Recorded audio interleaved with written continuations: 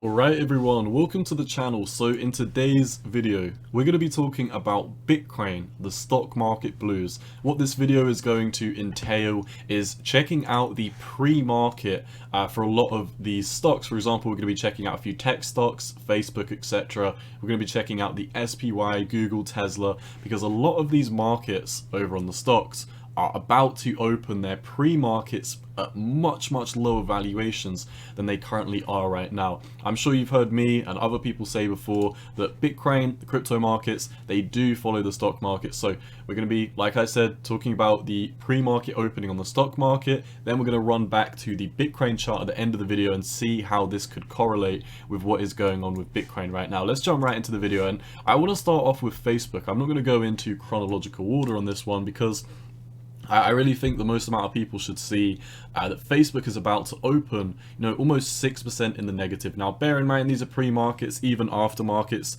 they will be fluctuating. However, it's not looking too great for Facebook right now. Obviously, a move down for almost 8% at this moment in time. And, before I started recording this video, it was around about 7%, and most of these have been slowly trickling down to the downside. So for Facebook specifically, what do I see us doing? Well, at least in the short term, we've been bouncing, very much range bound within this channel. And as we are now opening our pre-market below the lows that we've got down here, it really doesn't make sense to me that Facebook would kind of come down to these lows and then come all the way back up to the channel. You can see it's very far-fetched. I mean, you could argue that this was a touch of the heartline, but it's very far-fetched. You just don't see it when you break above or below the heartline. You always continue and finish off with the move. So in my opinion, I think Facebook, from where we are right now, could, if we come down today and we come down to this trend line, it could be about a 15% drop. But if we take another couple of days or a week, we could be setting up for like an 18% drop all the way down to the bottom of this channel before the end of the week. And then I probably would be expecting a bounce, but we'll definitely have to keep our eyes on the stock market and the tech stocks to see if is it a confirmed bounce. Are we actually going to be breaking out this channel, or is this just another bounce to the top before we roll back down again? So that is Facebook. Facebook is looking brutal. Now, the SPX and the NASDAQ, they do not have a pre-market, so we will be moving over onto the SPY, which is the ETF derivative of the SPX anyway, so, potato type deal over here. But if we look at what's going on, from where we are right now, nothing insane, but we would be opening at about a 1% loss over on the SPY, which, for the SPY, I mean, it's a decent move. Obviously, we can expect for us to move back lower, but the one thing that I want to point out with the SPY is what happens when we've previously, at least, I'm not going to go through the data points for the last couple of months, but since we've been in this downtrend, what happens when you open the markets bearish? So you can see here on this date, we had a pre-market opening and we opened bearish, and we continued to landslide after that. If we move over to the next data point, you can see there's a gap between these two candles. We opened pre-market bearish, we opened around about 444 after previously being at 447, and once again we capitulated for the next couple of days. We had a bounce into the EMA ribbons and we got rejected.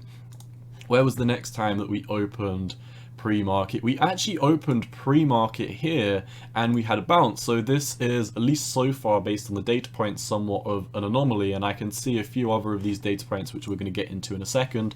But the majority of pre-market openings that are low, they always capitulate. You can see some of these highs, you do get a little bit of bounce. Like, for example, we bounced here.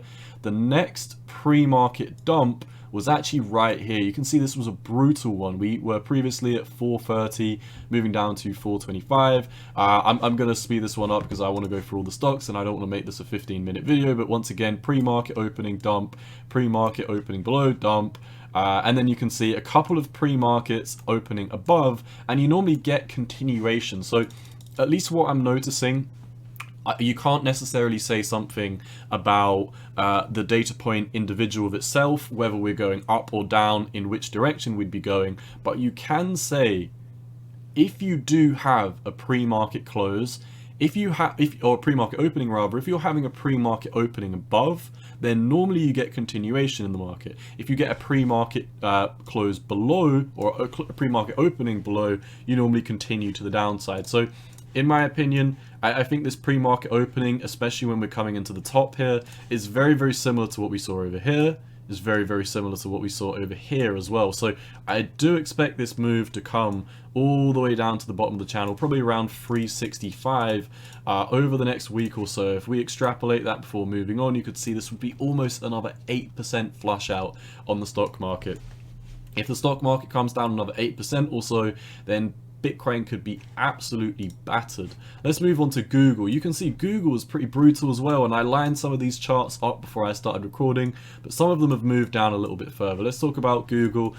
You can see about 5% down on the pre-market. We're basically going to be at the lows, and you know, once again, I don't need to tell you that's not really a good sign in the market. Moving over onto Tesla. Tesla doesn't look like it's got too much of a crazy gap from 674 down. Oh, to be honest, I mean, it's down 3.5%, 3.27 to be approximate. That is pretty brutal. Like I said, Facebook, this is really the worst one that I've seen so far. Moving over to Coinbase, pre-market is, I'm not even going to measure this one because it's moved from like 66.1 to 65.5. Nonetheless, all of the pre-market openings look like they want to be bearish. The dollar is still holding support within this range, and it's still within the EMA ribbon. So once again, you know, in my opinion, I do think the dollar has found at least a local top in the short term, but I would not count on the dollar being out cold until we really do start to, you know, have these big moves up, or big moves down rather.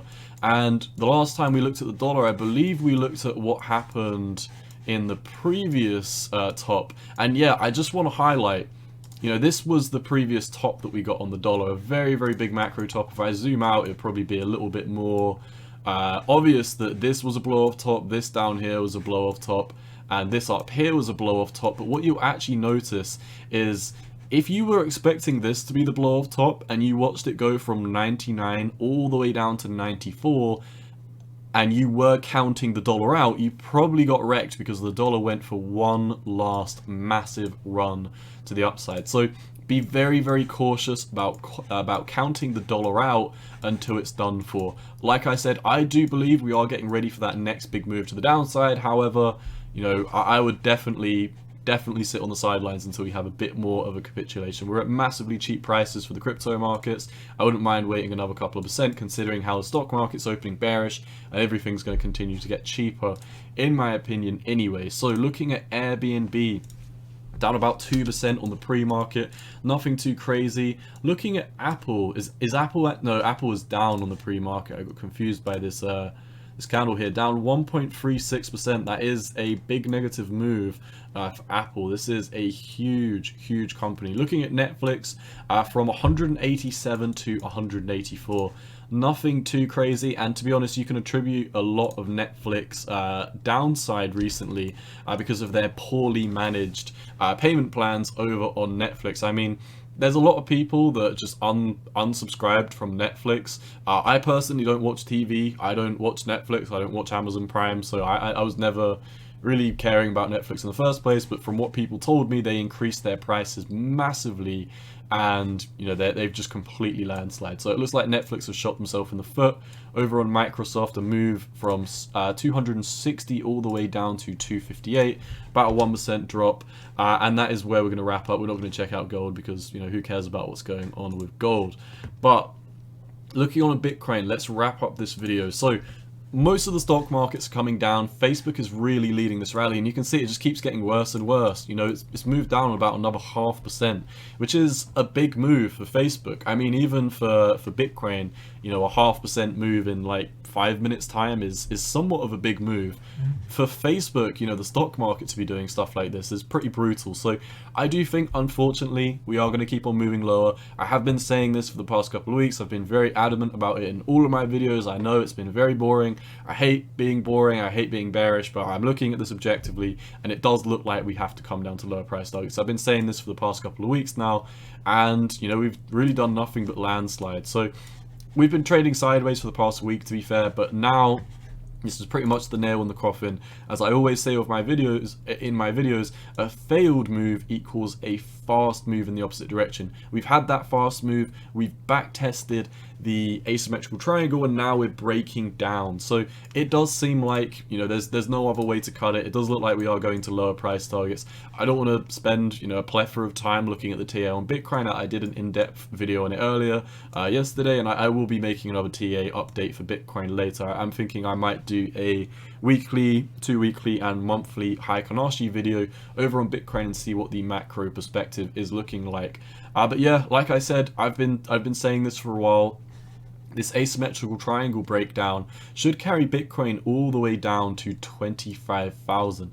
If we move this over, you can see this would be about another 14.5% drop, or about 14.4% approximately from where we are. And I think that is the minimum that we are going down. If you've been watching my videos, if you're already a veteran of my channel, then you know that I've been talking about this chart specifically for a couple of weeks now, and you know, keeping it very, very simple because I want to wrap up this video. The majority of this video, I did want to talk about what was going on with the stock market. I just wanted to brush over Bitcoin, but it looks like Bitcoin wants to break down. We've still got this bearish volume coming in. You know, looking at the RSI, we're not turning up on the weekly. So I have this line drawn out, not as what I'm expecting to happen, but this purple line breaking out on the RSI on the weekly is what I need to see happen before I get bullish. So once that happens, I'd be very, very happy to buy Bitcoin. Why would I be happy to buy the breakout? Well, if we look back historically, if you bought the exact breakout of the RSI on the weekly, you would have bought approximately at the 4th of February 2019. What was the price on the opening on the 4th of February? It was $3,400. Where was the exact bottom? $3,136. So I mean, it's very, very simple just looking at this TA. What we've previously done is we've come down to the 200 week, we've blasted out of the RSI, and the RSI gains strength and pushes to the upside before Bitcoin goes on a run. So you always see the strength return back into the market before we do have this next leg back up to the upside, whether it's a bounce before we come back down a double bottom. You know, we've done this time and time again. Considering how we just perfectly played out the 4-year cycle, I really do think that, you know, we're probably going to end up doing something very, very similar to what we did before. And, you know, a lot of people didn't think this 4-year cycle was going to play out, but, I mean, look at this. You've got 211 weeks worth of data. That is basically your 4-year cycle, and we did 204 this cycle. So I mean, it's literally like we've played out almost the exact same cycle to the teeth. However, this triangle looks a tiny bit different from this triangle. Nonetheless, they look almost identical in my opinion. You know, if you cut off the data points from here and you imagined it rose up like this with a blow off top instead of a double top, then it would be the exact same. And I imagine we had this double top because of diminished returns. I don't think we'd be able to have these massive blow off tops like everyone thinks we are going to be able to for the rest of Bitcoin's time. The higher the market cap goes, the less of these blow off tops we're going to see, and the more slow, steady accumulations, double topping, triple topping. That's how I think the market structure is going to play out from now on. So Bitcoin, 29,000, 28,900 at the lowest, absolutely needs to hold. I do think we are moving down to 22,000. So that's what I think is going on with the markets. Macro term, nothing's changed. My perspective is still 22,000. Micro term, because of the stock market about to open bearish, could get a little bit choppy in the next couple of days or so. Best of luck if you're trying to trade in these markets. As always, cowboy out, not financial advice, and most importantly, peace.